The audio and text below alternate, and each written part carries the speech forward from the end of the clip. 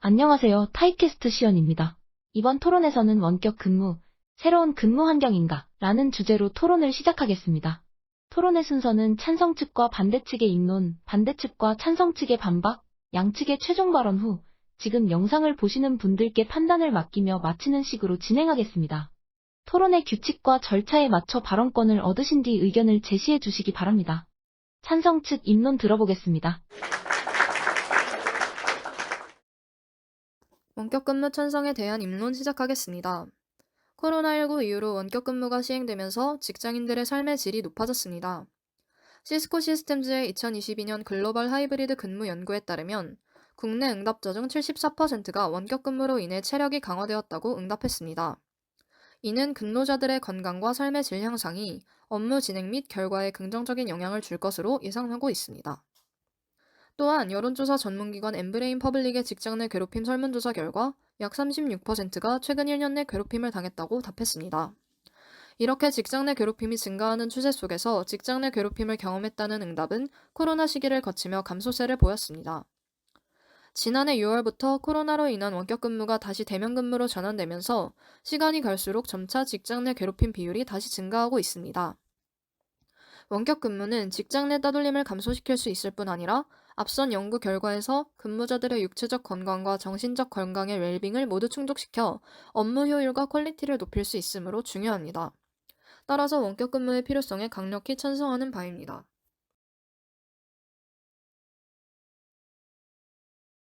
반대 측 입론 들어보겠습니다. 저는 원격 근무는 새로운 근무 환경은 아니라고 생각합니다. 그 이유로는 보안 문제가 생기기 쉬운 형태이기 때문인데요. 근거로 이탈리아에서 일어난 대참사를 예로 들겠습니다. 자료 넘겨주세요. 2022년 1월 17일 정치적 의사 결정자들을 위한 투명한 데이터 공개라고 하여 이탈리아에서 회의가 열립니다. 이 회의는 온 국민들이 실시간으로 볼 수 있게 공개 화상회의 프로그램인 줌을 이용한 공개회의로 진행됩니다. 회의가 시작되기에 앞서 참여 인원들을 확인하는 중 회의 참여 명단에 없는 의문의 사람이 회의방에 들어온 것을 확인했고 회의방 사람들은 혼란에 빠집니다. 그 혼란을 틈타 의문의 사람은 발표권을 장악한 뒤 회의 화면에 음란물을 틀어버려 온 국민이 보는 회의에서 음란물이 30초 동안 진행되는 대참사가 일어납니다. 이 사건 이후 화상회의에 무단으로 침입해 방해를 하는 줌 방해이 해외에서 유행을 하기도 하였습니다. 이때 그 의문의 사람이 음란물을 틀어 지금은 웃으며 넘어갈 수 있지만 만약 트라우마를 일으키는 영상을 재생했거나 회의 내용이 국가 중요 안건을 다루는 비밀 회의였다면 수많은 피해자가 나올 수 있었던 사건입니다. 저는 국가에서 하는 회의에서도 보안이 뚫리기 때문에 이런 보안 문제가 있는 원격 근무는 새로운 근무 환경이 될 수 없다고 생각합니다. 양측 입론 잘 들었습니다. 이제 반대측 반론 들어보겠습니다.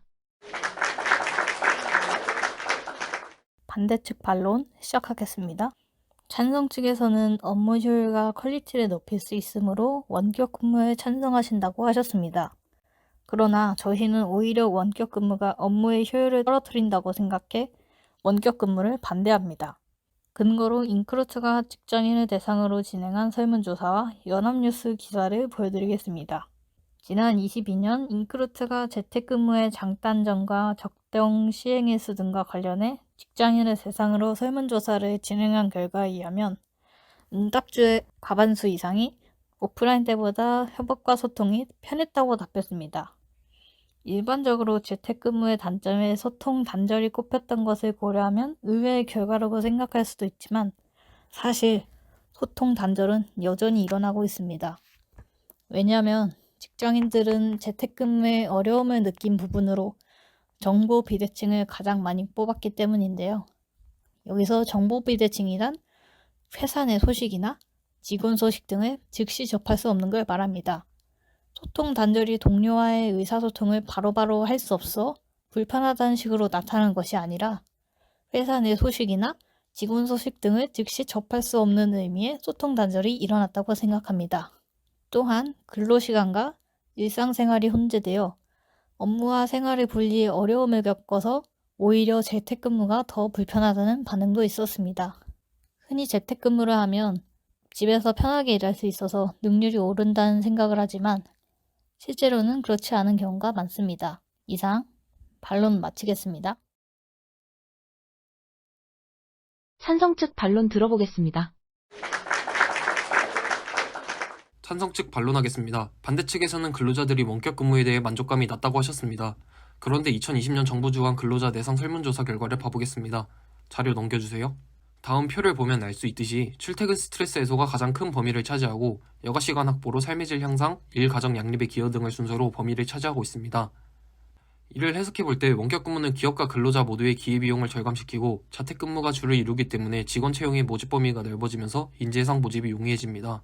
또한 원격 근무는 업무 효율성을 증가시키고 장기적으로는 기업의 효율적인 이용 창출을 도모합니다. 따라서 원격 근무는 근로자의 삶의 질은 물론 기업 측에서도 효율적인 운영 방안이 될 것입니다. 이상 반론 마치겠습니다. 이제 토론자들의 반론이 끝났습니다. 그럼 찬성 측의 최종 발언 들어보겠습니다.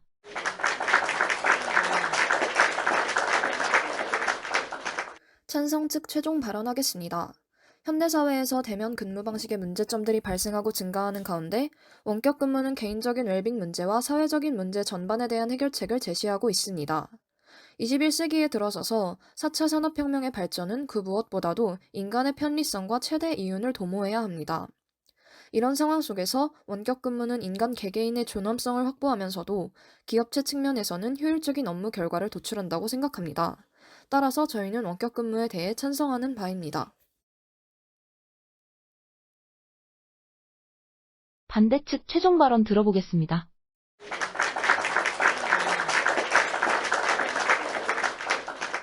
반대 측 최종 발언하겠습니다.